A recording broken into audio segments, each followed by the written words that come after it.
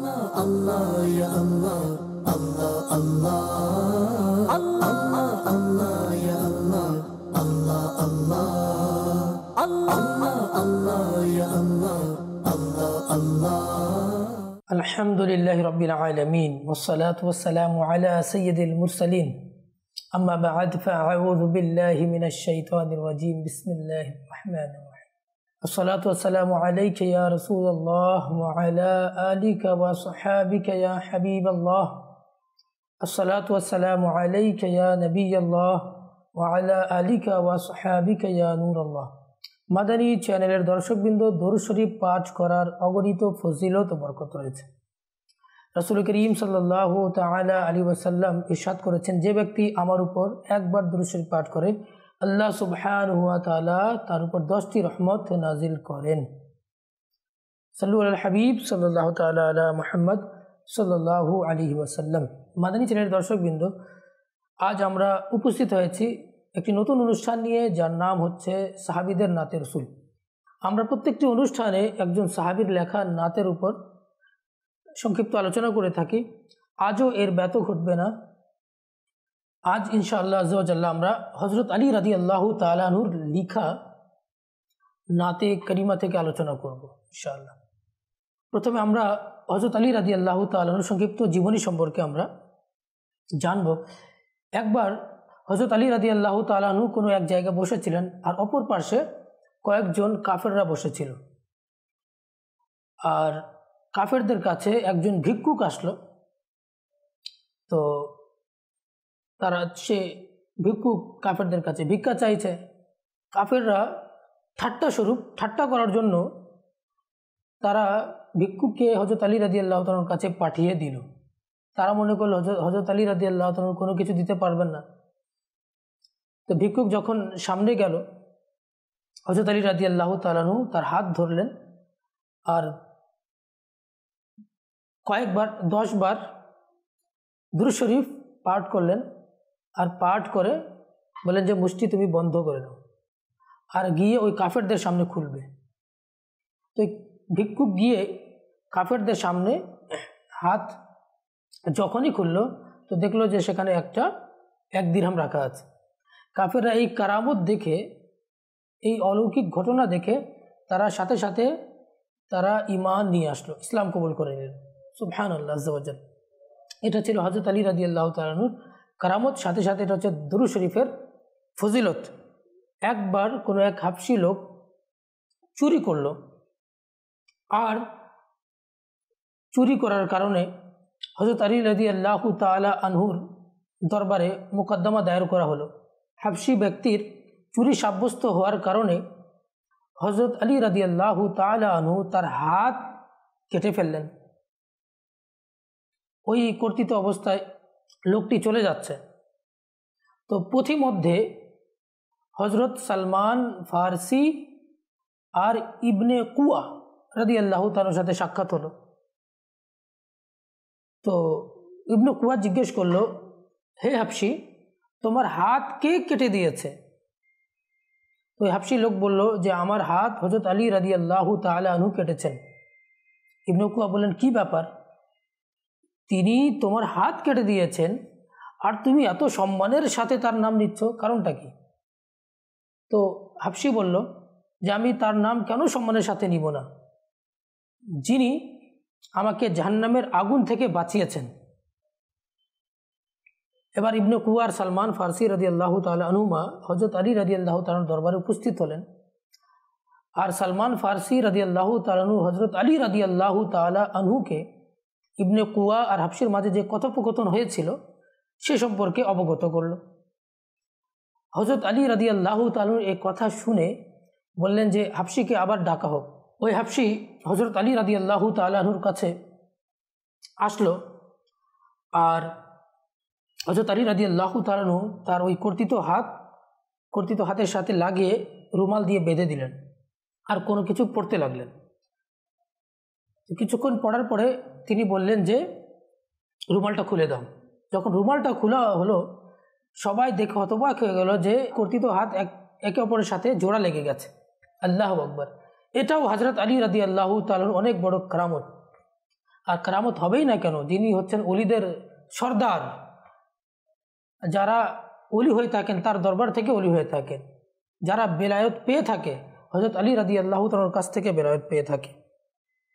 একবার ফোরাত নদীতে এমন বন্যা আসলো যে আশপাশের যে জমিগুলো ছিল, ফসলের জমিগুলো, সেগুলো পানিতে ডুবে গেল, ফসল নষ্ট হচ্ছে, বিনষ্ট হয়ে যাচ্ছে। তো ফোরাতের আশেপাশে যে লোকেরা ছিল তারা এসে হযরত আলী রাদিয়াল্লাহু তাআলাকে এ সম্পর্কে জানালো যে হুজুর, যে ফোরাত নদীতে বন্যা এসেছে, যার কারণে আমাদের ফসল বিনষ্ট হয়ে যাচ্ছে। হযরত আলী রাদিয়াল্লাহু তাআলা আনহু হুজুর আলাইহিস সালাতু ওয়াস সালামের কাপড় পরিধান করলেন, পাগড়ি পরিধান করলেন, হুজুর আলাইহিস সালাতু ওয়াস সালামের জুব্বা পরিধান করলেন, বস্ত্র পরিধান করলেন, আর সাথে ইমাম হাসান এবং হুসাইন রাদিয়াল্লাহু তাআলা আনহুকে সঙ্গে নিয়ে সেখানে গেলেন, ফোরাত নদীতে গেলেন। যাওয়ার পর হযরত আলী রাদিয়াল্লাহু তাআলা আনহু লাঠি দ্বারা ওই ফোরাত নদীতে একটু আঘাত করলেন। যখনই আঘাত করলেন, 1 গজ পানি নিচে নেমে আসলো। আর একবার আবার লাঠি দ্বারা আঘাত করলেন, আবার 1 গজ পানি নিচে নেমে গেল। আবার লাঠি দ্বারা আঘাত করলেন, আবার 1 গজ পানি নেমে গেল। লোকেরা চলে আসলো, এসে বলল যে হুজুর আর পানি কমানোর প্রয়োজন নেই, এতটুকুই যথেষ্ট। এবার যদি পানি বেশি কমে যায় তাহলে আমাদের সমস্যা হয়ে যাবে। একজন সাহাবিয়ার কাছে হুজুর আলাইহিস সালাতু ওয়াস সালামের চুল মোবারক ছিল। তিনি কি করতেন, যখন কেউ অসুস্থ হতো ওই চুল মোবারককে পানিতে ডুবিয়ে ওই পানি দিতেন, আর যে পানি খেত সাথে সাথে সে শিফা পেয়ে যেত, সুস্থ হয়ে যেত। হযরত আলী রাদিয়াল্লাহু তাআলা রাসূল করিম সাল্লাল্লাহু আলাইহি সাল্লামের লেবাস পরেছেন, জুব্বা পরিধান করেছেন, আর কেনই বা এটা পানি ফোরাত নদীর নিচে চলে যাবে না? কেন যাবে না? এটা রাসূল করিম সাল্লাল্লাহু আলাইহি সাল্লামের লিবাসের বরকত ছিল, যার কারণে পানি নিচে নেমে গিয়েছিল। হযরত আলী রাদিয়াল্লাহু তাআলা যখন পৃথিবীতে আগমন করেন তখন তার নাম তার মা রেখেছিলেন হায়দার এবং বাবা রেখেছিলেন আলী। আর হুজুর আলাইহিস সালাতু ওয়াস সালাম হযরত আলী রাদিয়াল্লাহু তাআলাকে উপাধি দিয়েছেন আসাদুল্লাহ, অর্থাৎ আল্লাহ তাআলার সিংহ। হযরত আলী রাদিয়াল্লাহু তাআলা খুবই বাহাদুর ছিলেন, খুবই বাহাদুর। তিনি খাইবার যুদ্ধের মধ্যে যে কেল্লার যে দরজা ছিল এত ভারী, সেই কেল্লার দরজাকে তিনি একাই সেটা উপড়ে ফেলেছিলেন। এটা কিভাবে সম্ভব? এটা তিনি বাহাদুর ছিলেন, তিনি আল্লাহ তাআলার সিংহ ছিলেন। আল্লাহু আকবার। একবার রাসূল করিম সাল্লাল্লাহু আলাইহি ওয়াসাল্লাম মা ফাতিমাতুজ জাহরা রাদিয়াল্লাহু তাআলার ঘরে তশরিফ আনলেন, আর সেখানে দেখলেন যে হযরত আলী রাদিয়াল্লাহু তাআলা নেই। ফাতিমাতুজ জাহরা রাদিয়াল্লাহু তাআলাকে জিজ্ঞেস করেন তিনি কোথায় গেছেন। তো কেউ খবর দিল যে হযরত আলী রাদিয়াল্লাহু তাআলা আনহু মসজিদে শুয়ে আছেন। রাসূল করিম সাল্লাল্লাহু আলাইহি ওয়াসাল্লাম মসজিদে আসলেন আর দেখলেন যে হযরত আলী রাদিয়াল্লাহু তাআলার শরীর থেকে চাদর সরে গিয়েছে, আর ধুলোবালিগুলো হযরত আলী রাদিয়াল্লাহু তাআলার পিঠে লেগে গেছে। তো রাসূল করিম সাল্লাল্লাহু আলাইহি ওয়াসাল্লাম মুহাব্বত সহকারে তাকে ডাকলেন ইয়া আবা তুরাব, এর অর্থ হচ্ছে মাটিওয়ালা। তো হযরত আলী রাদিয়াল্লাহু তাআলার একটা লকব, একটা উপাধি হচ্ছে আবু তুরাব, অর্থাৎ মাটিওয়ালা। তো তখন থেকে হযরত আলী রাদিয়াল্লাহু তাআলা পছন্দ করতেন যেন তাকে আবু তুরাব বলে আহ্বান করা হয়। আল্লাহু আকবার। কেন রাসূল করিম সাল্লাল্লাহু আলাইহি ওয়াসাল্লাম এটা উপাধি দিয়েছেন। আর আলা হযরত রাহমাতুল্লাহি তাআলা আলাইহি হাদায়েকে বখশিশের মধ্যে কতই না সুন্দর বলেছেন, দুররে নজফু গোহরে পাকে খুশাব, দুররে নজফু গোহরে পাকে খুশাব হো, यानी तुराब रह गुजरे बू तुराब हो। আল্লাহু আকবার। কতই না চমৎকার সুন্দর আলা হযরত রাহমাতুল্লাহি তাআলা আলাইহি এই পংক্তি বলে দিয়েছেন। দুররে নজফু অর্থাৎ আলা হযরত বলছেন আমি তো নজফের মুক্তা, মনি মুক্তা। হযরত আলী রাদিয়াল্লাহু তাআলার মাজার হচ্ছে নজফের মধ্যে। তো এটা দ্বারা তিনি বুঝাতে চাচ্ছেন আমি তো হযরত আলী রাদিয়াল্লাহু তাআলার গোলাম। আর বাহ্যিকভাবে অর্থ হচ্ছে দুররে নজফ, আমি নজফের মুক্তা। দুররে নজফু গোহরে পাকে খুশাবু, আর আমি হচ্ছে স্বচ্ছ পানির মুক্তা। यानी तुराবে রাহ গুজারে বু তুরাবু, অর্থাৎ আমি হচ্ছি আবু তুরাব, অর্থাৎ আলী রাদিয়াল্লাহু তাআলা আনহুর পথে, হযরত আলী রাদিয়াল্লাহু তাআলা যে পথে চলতেন, আবু তুরাব যে পথে চলতেন সেই পথের ধুলোবালি আমি। यानी तुराবে রাহ গুজারে বু তুরাবু। আল হযরত নিজেকে হযরত আলী রাদিয়াল্লাহু তাআলার পথের চলা ধুলোর সাথে নিজেকে কি করছেন, উপমা দিচ্ছেন। আল্লাহু আকবার। হযরত আলী রাদিয়াল্লাহু তাআলা এমন ওলি, এমন সাহাবী ছিলেন, যখন তিনি ঘোড়ার এক রিকাবে পা দিতেন আর এক রিকাবে পা দেওয়া পর্যন্ত পুরো কুরআন তিনি তিলাওয়াত করে ফেলতেন। এটা হযরত আলী রাদিয়াল্লাহু তাআলার কারামত ছিল।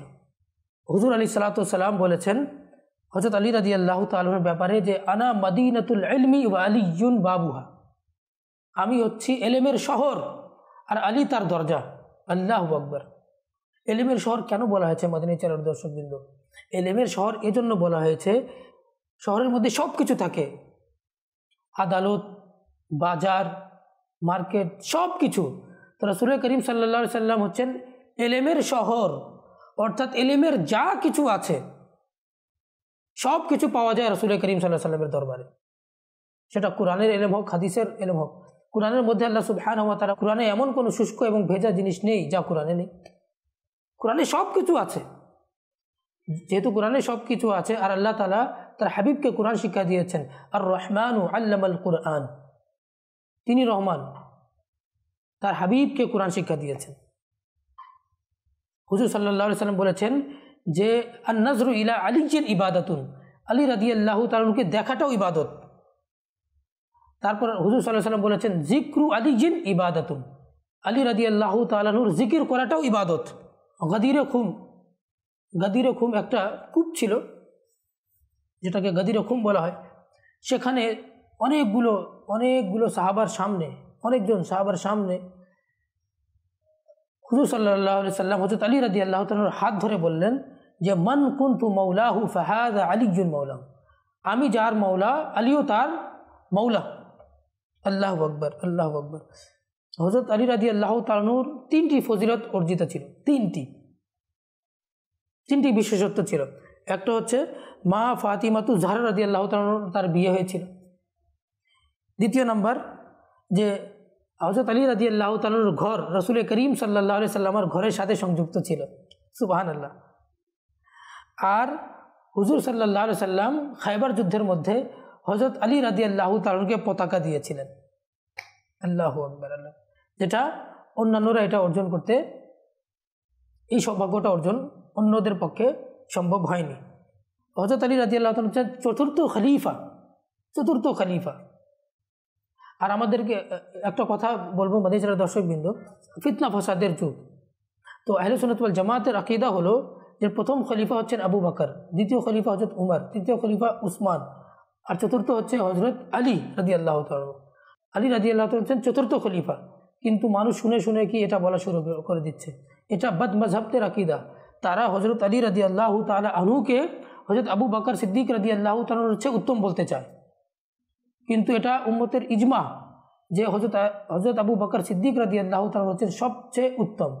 আফদালুন নাসি বাদাল আম্বিয়া বিত্তাহকিক আবু বকর সিদ্দিক, সমস্ত নবীগণ এবং রাসূলগণের পরে সবচেয়ে উত্তম মানুষ হচ্ছেন হযরত আবু বকর সিদ্দিক রাদিয়াল্লাহু তাআলা, তারপর হযরত উমর, তারপর হযরত উসমান, তারপর হযরত আলী রাদিয়াল্লাহু তাআলা। তো এই ছিল মাদানী চ্যানেলের দর্শকবৃন্দ হযরত আলী রাদিয়াল্লাহু তাআলা সম্পর্কে সংক্ষিপ্ত আলোচনা। আর হযরত আলী রাদিয়াল্লাহু তাআলা সারা জীবন তো নবীজির গুণকীর্তন করেছেন। যুদ্ধের মধ্যে তিনি সাথে ছিলেন, সফরে সঙ্গী ছিলেন, রাসূল করিম সাল্লাল্লাহু আলাইহি সাল্লামের জামাতা ছিলেন। আর তিনি রাসূল করিম সাল্লাল্লাহু আলাইহি সাল্লামের শানে নাত লিখেছেন। আজকে দেখা যায় আমাদের সমাজে বলা হয় নাত আমরা কেন পড়ি, নবীজির নাত কেন পড়া হয়? নবীজির নাত এজন্য পড়া হয় যে নবীজির নাত পড়াটা সাহাবা কেরামের সুন্নত, আর নাত শ্রবণ করা নবীজির সুন্নত। আল্লাহু আকবার। আসুন আমরা হযরত আলী রাদিয়াল্লাহু তাআলার কালাম শুনি। হযরত আলী রাদিয়াল্লাহু তাআলা বলেছেন যে ফাআমসা রাসূলুল্লাহি ক্বাদ আযযা নাসরাহু ওয়া কানা রাসূলুল্লাহি উরসিলা বিল আদলি। এর অর্থ হচ্ছে যে রাসূলুল্লাহ সাল্লাল্লাহু আলাইহি সাল্লামকে বদর যুদ্ধে সাহায্য করা হয়েছিল। ওয়া কানা রাসূলুল্লাহি উরসিলা বিল আদল, আর রাসূলুল্লাহ সাল্লাল্লাহু আলাইহি ওয়াসাল্লামকে ন্যায়পরায়ণ হিসেবে তাকে প্রেরণ করা হয়েছে। রাসূল করিম সাল্লাল্লাহু আলাইহি সাল্লাম হচ্ছেন ন্যায়পরায়ণ, তিনি ইনসাফ করতেন। একবার রাসূল করিম সাল্লাল্লাহু আলাইহি সাল্লাম কিছু বন্টন করছিল, আর একজন মুনাফিক এসে বলল যে আনসিফ ইয়া মুহাম্মদ, রসুল করিম সাল্লাল্লাহু আলাইহি সাল্লামের চেহারা টকবক লাল হয়ে গেল। হযরত মুহাম্মদ সাল্লাল্লাহু আলাইহি সাল্লাম বললেন যে আমি ইনসাফ করব না তো কে করবে? আল্লাহ তাআলা তো আমাকে পাঠিয়েছেন ইনসাফ করার জন্য। তারপর হযরত আলী রাদিয়াল্লাহু তাআলা বলছেন ফাজাআ বিফুরকানিম মিনাল্লাহি মুনাজ্জাল, রসুল করিম সাল্লাল্লাহু আলাইহি সাল্লামের উপরে আল্লাহ তাআলার পক্ষ থেকে একটা দলিল অবতীর্ণ হয়েছে, অর্থাৎ কুরআন। মুবায়্যানাতান আয়াতুহু লিযাবিল আকল, কুরআনের আয়াতসমূহ বিবেকবানদের জন্য সুস্পষ্ট। আসলেই তো যারা বিবেকবান তারা কুরআন পড়ে তাদের চোখ সিক্ত হয়ে যায়, যাদের মন নরম তারা কুরআনের আয়াত শুনে তারা ইমানদার হয়ে যায়। আর হযরত উমর রাদিয়াল্লাহু তাআলা আনহু কুরআনের আয়াত শুনে তার অন্তর বিগলিত হয়ে তিনি ইমানদার হয়ে গিয়েছিলেন। হযরত আলী রাদিয়াল্লাহু তাআলা আনহু বলছেন ফাআমানা আকওয়ামুন বিযাকা আইকানু, তো এই কুরআনের আয়াতগুলো শুনে অনেক সম্প্রদায় রাসূল করিম সাল্লাল্লাহু আলাইহি সাল্লামের প্রতি ঈমান এনেছে। ওয়া আইকানু, এবং তারা তাদের ঈমানকে মজবুত করেছে। ফামসু বিহামদিল্লাহি মুজতামিউশ শামল, আর এই তারা ঈমান গ্রহণ করার কারণে ইসলামের ছায়াতলে আসার কারণে তারা এক মজবুত জাতিতে পরিণত হয়েছে আর তারা একত্রিত হয়ে গিয়েছে, তাদের মাঝে একতা চলে আসছে, একবদ্ধতা চলে আসছে। আল্লাহু আকবার।